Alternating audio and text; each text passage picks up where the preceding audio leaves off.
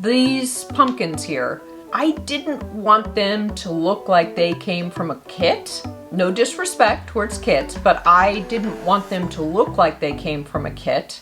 I wanted them to look more handcrafted.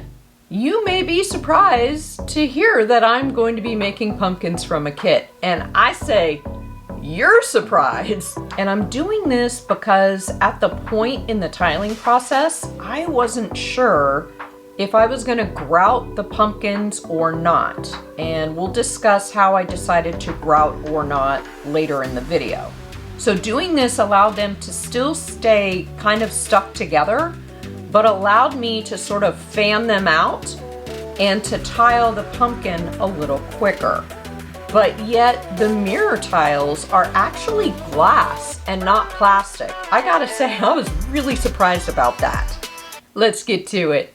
Welcome back. And if you're new here, my name is Julie. And on this channel, we talk about tips, tricks, tools, adhesives, materials, and specific mosaic projects, all to shorten your learning curve when it comes to creating mosaic art. So if that sounds like something you'd be interested in, please consider subscribing. I love pumpkins. I also love the look of a mosaic mirror disco pumpkin. Maybe it's because I'm a kid from the 70s or 80s and we grew up with Saturday Night Fever and Grease and going to the roller rink every Saturday, but there's just something fun and different about mirror on a pumpkin in your home decor.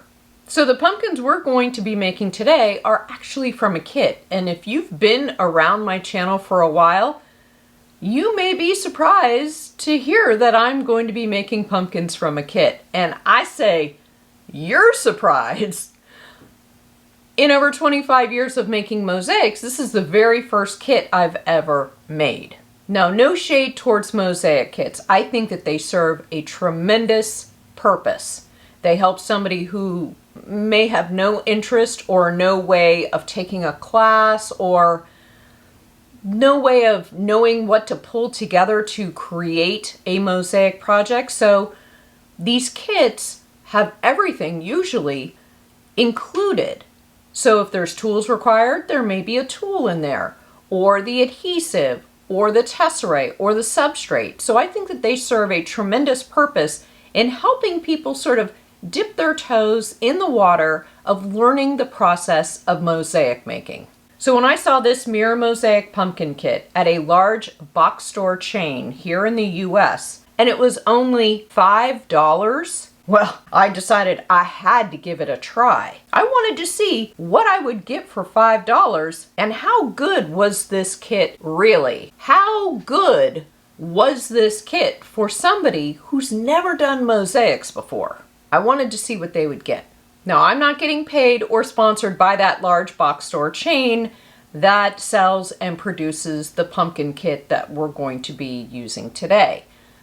Everything that I say is my opinion, and it is how I truly feel. So everything that comes in the kit is everything that you need to create the items that are pictured on the box, and you will see me tile them in their entirety here in this video. I did use some additional things as I was creating these two mosaic pumpkins, and I will fill you in along the way. I will also point out variations that you can make to these pumpkins different than what I do, but I will drop some ideas along the way.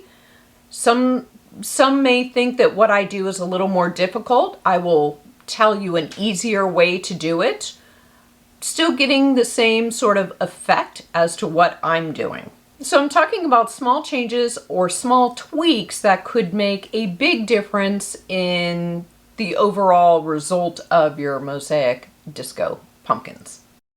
So in today's video, we'll tile two mirror mosaic pumpkins and add some small details that make a big difference.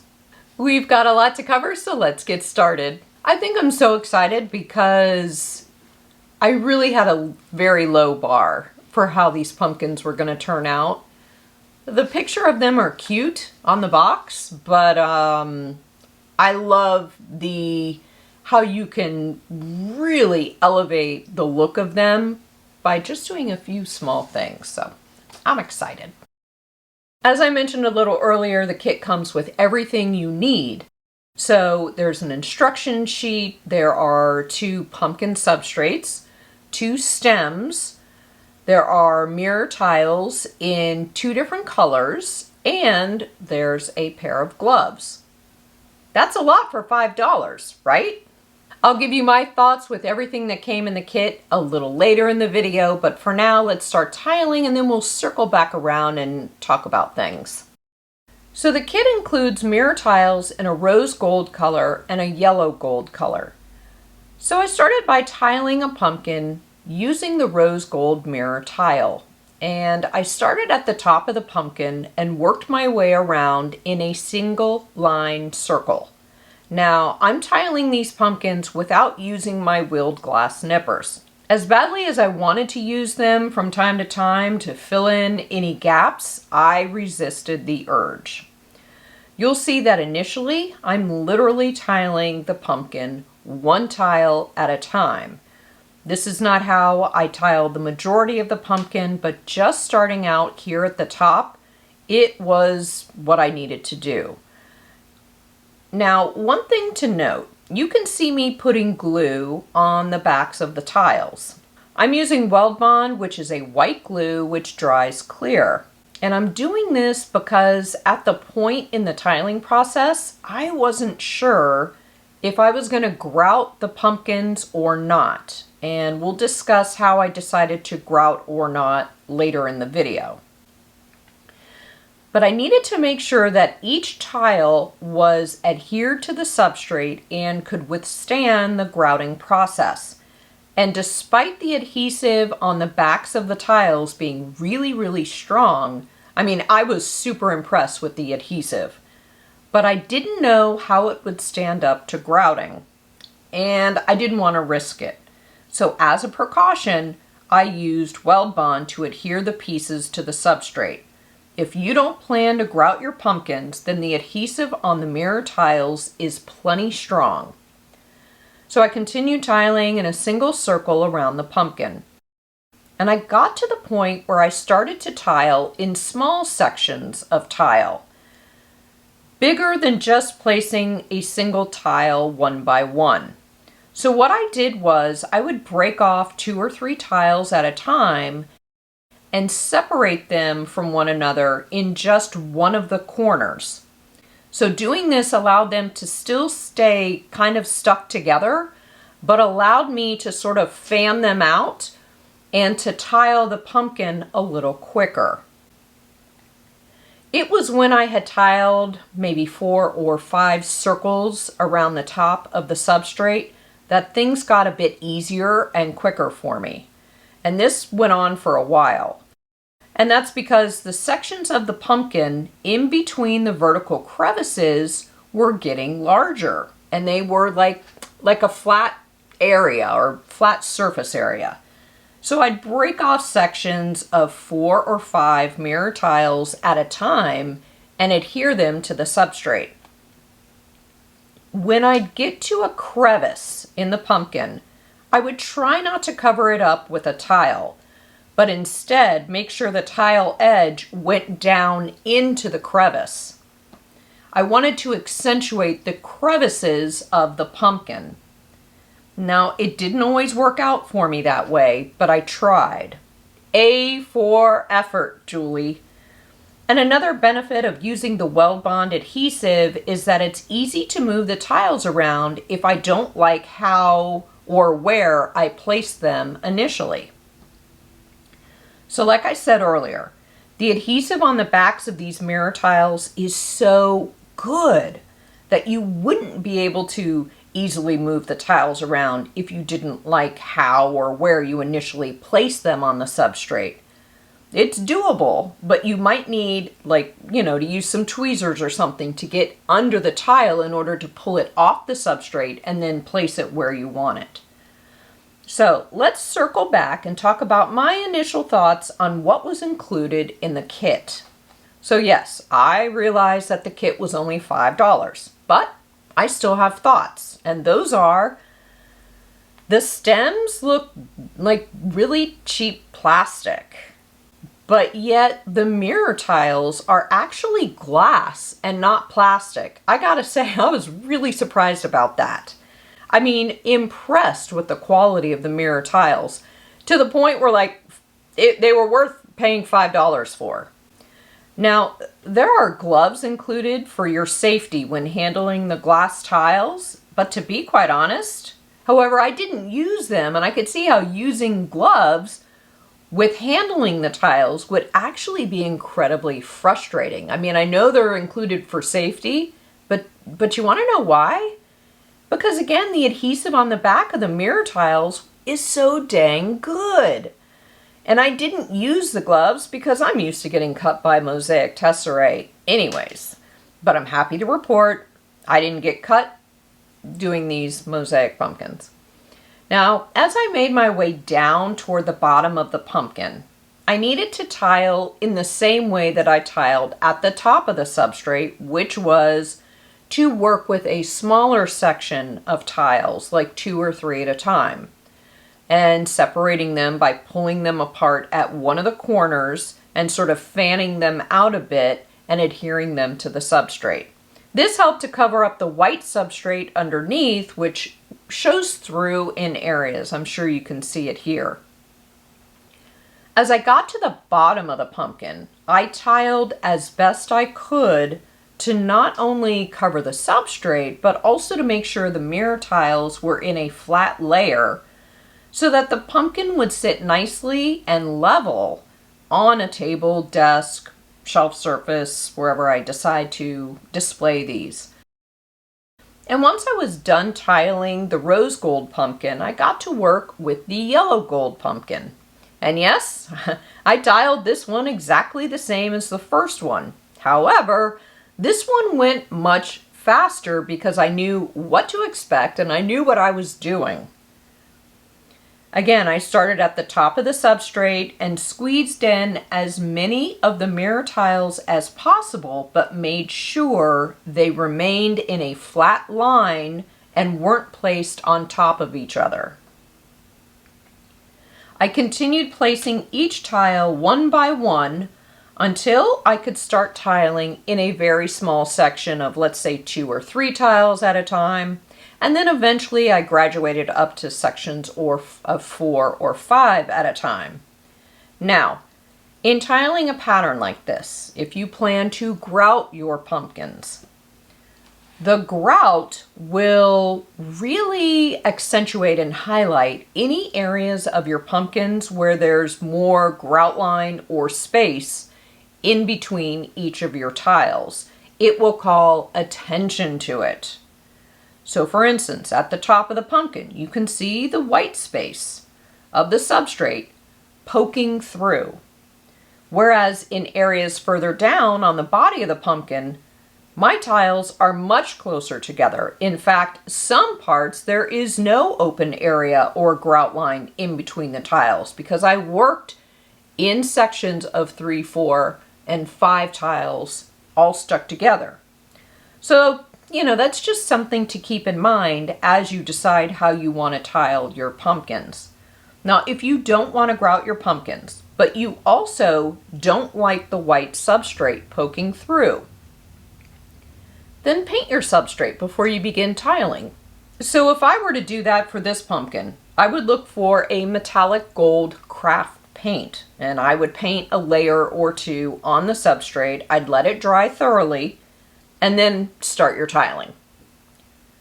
Doing this would blur the visual of the pumpkin, making it harder to tell where the tiles and substrate meet if they're not touching each other. And at this point, you may be wondering, what is that surface that Julie is working on? And it's wax paper. Yep, wax paper from the grocery store. I prefer to work on this when using an adhesive like Weld Bond because Weld Bond doesn't stick to it.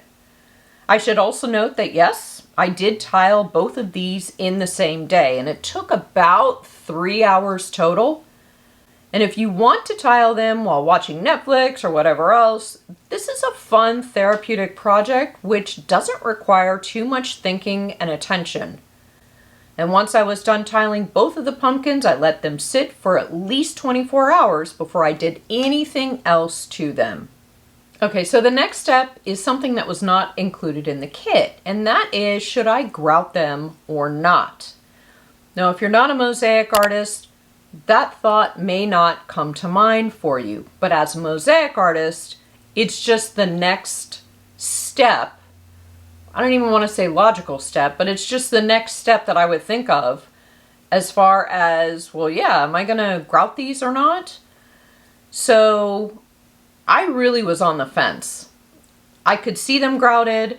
I could see them as is, not grouted. I mean, I was really torn. So I thought, what I love to do is when I'm in a situation like this where I just can't make a decision, I love to get my community involved on all of my social media channels. So I posed the question, actually 2 questions, to everybody on my social media channel. So LinkedIn, Instagram, Facebook, Threads, Pinterest, YouTube community, everybody. I posed the question of, should I grout or not? And if I grout, should I grout black or gray? The results were overwhelmingly, don't grout them. Leave them as is. I was really surprised, and I didn't grout them. But I want to share the results with you because if you make these pumpkins and you're sort of on the fence about grouting or not, or if you're like, yeah, I'm definitely grouting these, I want to share that the color that was the overwhelming favorite was black grout.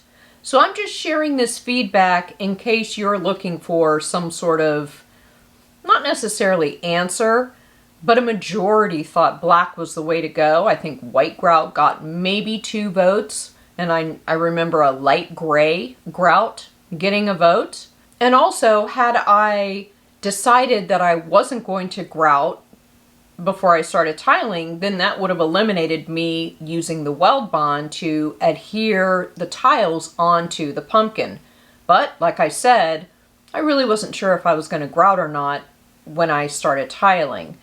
I don't feel bad that I used the weld bond. Like I said a little earlier, I thought that it allowed me to move tiles around that I sort of, didn't initially like where I placed them.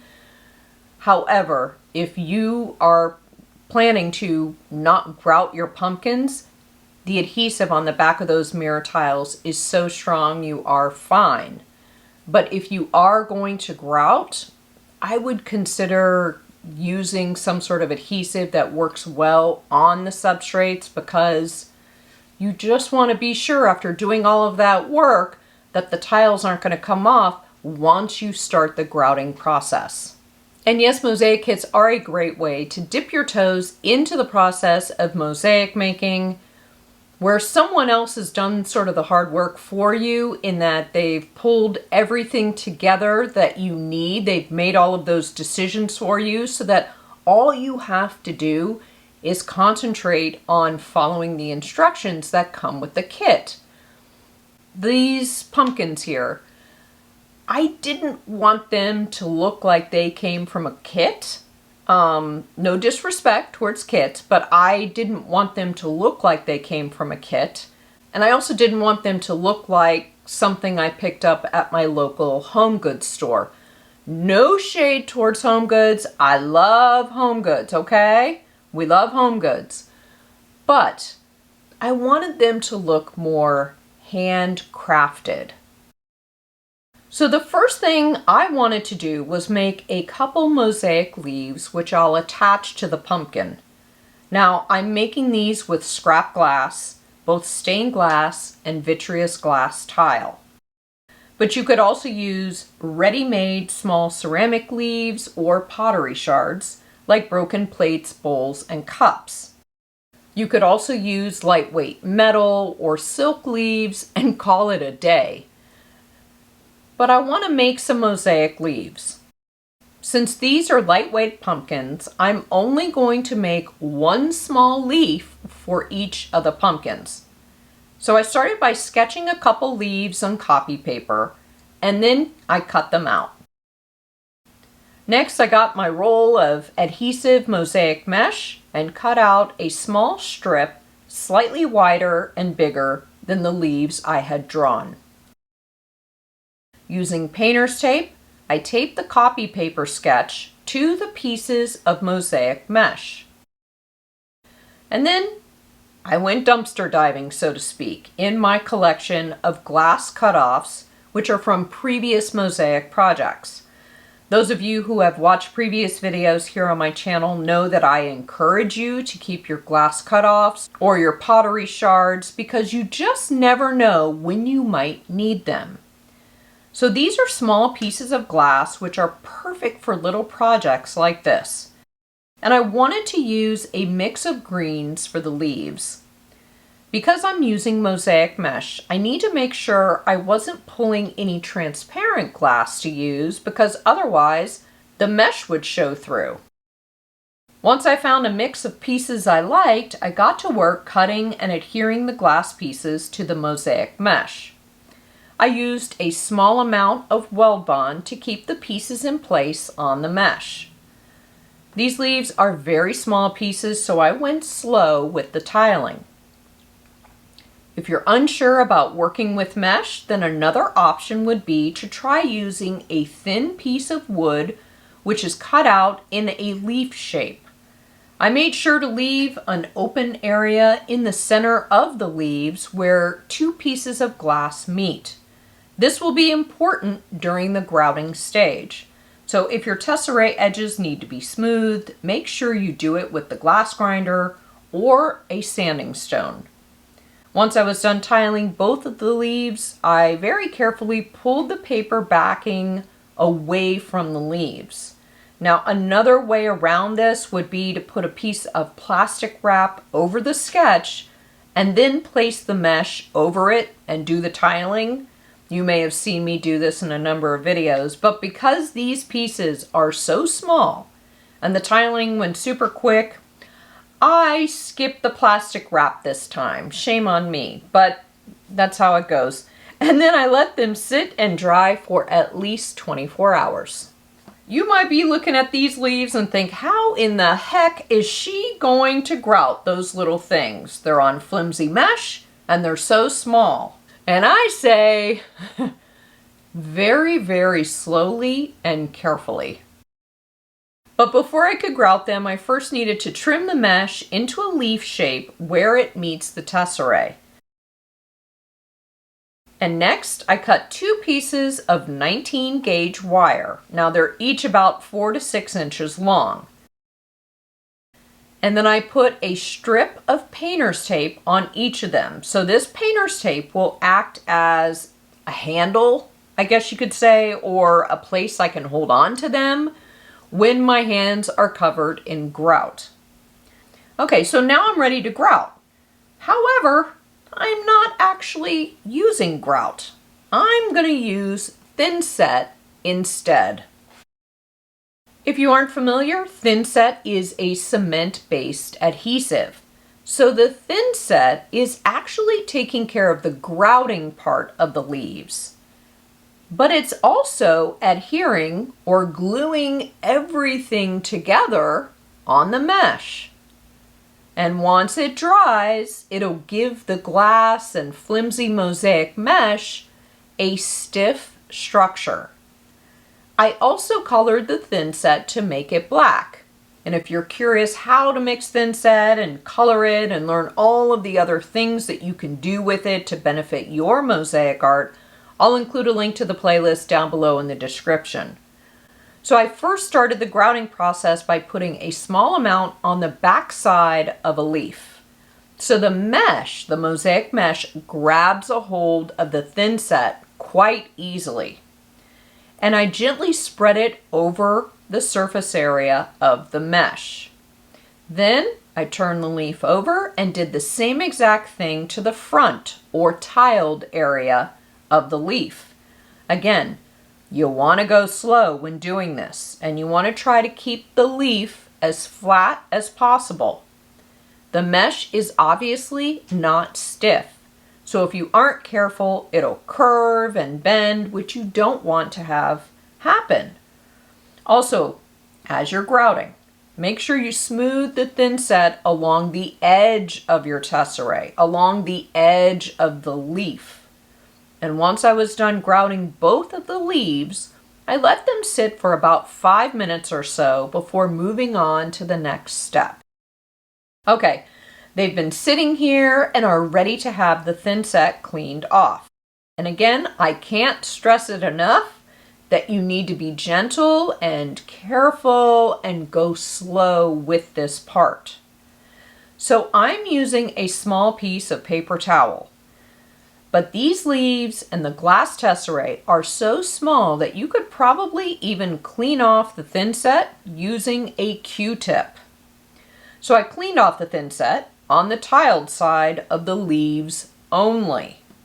There's no need to clean off the thinset on the back side that's covering the mesh. We want to leave that there and leave it undisturbed. So with the tile side cleaned off, I was ready to insert a wire into each of them. And I very carefully inserted the wires into the center of each of the leaves in the gap between two pieces of stained glass. And if doing this disturbs your grout a little, then go back and fill it in or smooth it over. And at this point, check over your leaves one more time to make sure they look good and the grout or thinset is smooth. And you see why I decided to use thinset, not just pulling everything together, but also the thinset, because it has an adhesive or is an adhesive, it's also going to hold the wire in place with the leaf. So be careful, look over your leaves, because this is how they're going to dry. And then I let them sit for at least 24 hours before I moved on to the next step. So as I mentioned a little earlier, if you don't want to go the route of using mosaic mesh and instead you want to do something like maybe you can find a wood cutout to tile on, you're still going to need to adhere the wire to whatever it is, whatever substrate you are using for your leaf. So one way around this is, or you know what, if you also want to use or would rather use a small ceramic tile that is shaped in a leaf. I'm sure you've seen those as you've explored mosaic tesserae. So what you're going to do, whether you use a wood substrate or you use the ceramic, whatever it is you use for the leaves, cut out a piece of felt or fabric in the exact shape of the leaf that you're using. And you're going to need to sandwich your wire between your leaf, your mosaic leaf or your ceramic leaf, whatever it is you're going to use, the wire, and then like a piece of felt, a piece of fabric. You're going to need to sandwich the wire between those. Use some weld bond, get it good and adhered, and then put it on your wax paper and let it dry for at least 24 hours. Ah, the fun part is here, and we get to bring everything together now. The leaves and wire have been sitting here drying and curing and are ready for us to add them to the mirror tiled pumpkins. Now, you may have remembered me talking about what was included in this kit. And two of the items, which I'm not a big fan of, were the plastic stems. Sure, they could be spray painted darker to look less plasticky. Is that a word? But the two that came in my kit weren't even the same shape. One of them looked a little defective. So what I decided to do was look for thin branches outside. I actually did this one day after one of my son's baseball games. Hurricane Helene had just passed Miami off the west coast of Florida, so there were plenty of tiny little branches on the ground to choose from. I didn't need very big branches either. So here's what I found, and I can see they'll be the perfect size and circumference for the openings of the pumpkins.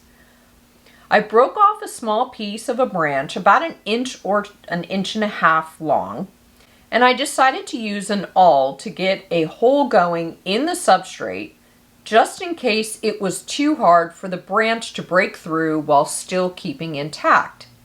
And I found that the awl worked perfectly. I'd rather the hole be a little smaller than the branch than too big. So this created a tighter fit for the branch. I put some weld bond in the hole and then inserted the branch stem. Another option, if you don't want to use a branch, would be to use a small wooden dowel. So next up is to add the wired leaves to the branch stems. I took the painter's tape off of the wires and held a leaf up to the branch stem, which was already inserted in the substrate. Now, keep in mind that these pumpkins are very lightweight. So I didn't want the weight of the leaves to extend out over the substrate. I needed the wired leaf to be just long enough that it wasn't touching the branch stem, but still for its weight to be over the substrate. This was a process of measuring and adjusting how far out I wanted the leaf to extend. And then I very carefully and slowly wrapped the other end of the wire around the branch stem about 3 or 4 times. Now I'm going for a rustic look. I'm not perfectly wrapping the wire, but still keeping it tight enough that it'll keep the leaf in place. I used needle nose pliers to help curve the wire how I wanted it. If you've never worked with bending and manipulating wire like this, I encourage you to play with it for a bit until you feel ready to do it for real with your mosaic leaves. So as I'm wrapping the wire around, I'm doing my best not to touch or disturb the leaves because I want to get the wire in place where it won't move and will support the leaves exactly where I have them. So once I got the stems wrapped with wire, I trimmed a little bit of the wire off on the other end. And using needle nose pliers, I started curling the wire towards the branch stem. Again, I kept my curls rustic and not perfect.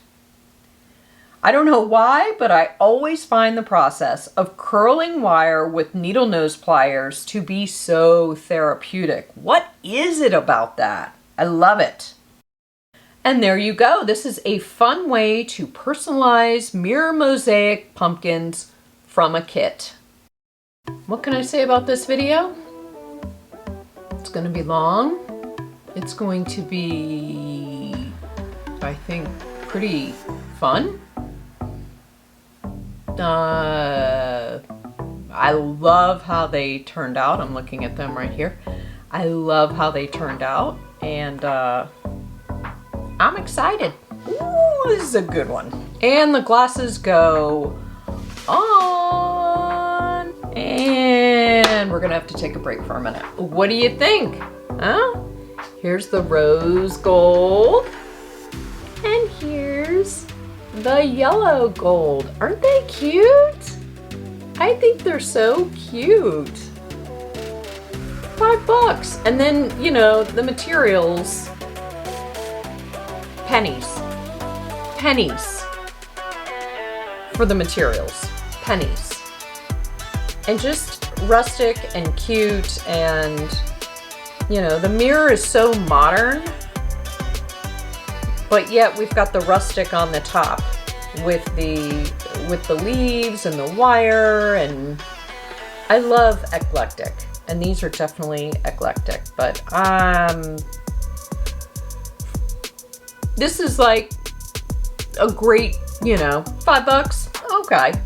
All right, $5 plus my time, plus a little extra for my scraps there. Okay. All right. That was money well spent. for sure, for sure. And if you do try these, tag me on Instagram. I would love to see what you do. I would love to see how you personalize your mosaic mirror pumpkins. Thank you for spending some time with me today. I will see you in the next video. I love you. Bye-bye. For more mosaic inspiration, check out one of these two videos. Thanks for watching, and I'll see you soon. Bye.